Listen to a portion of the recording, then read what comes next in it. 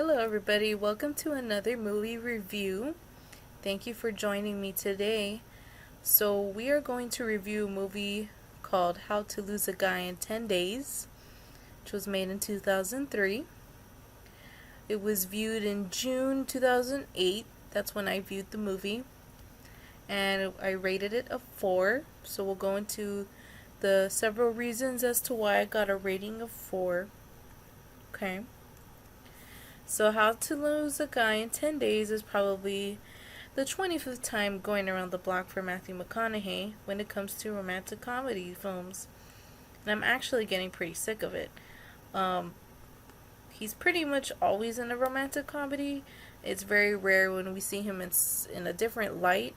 But when he does fantastic in dramas and comedies. Not so much a romantic comedy, but he is pretty funny in regular comedies. So I'd like to see Matthew McConaughey expand himself and do other types of films.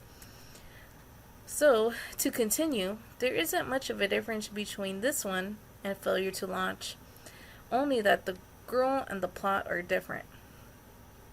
You might easily get confused between this movie and Failure to Launch because Matthew McConaughey stars in both of them, and he does a good job in both, but the movies are just really too similar. And honestly, the film is very similar as well. It's a pretty redundant role for him.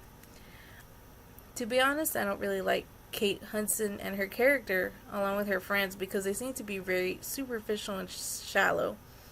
So what do people, besides those who read trashy, gossipy fashion magazines, live in upscale, polished communities, and have no concept of anything that resembles the real world, see in her?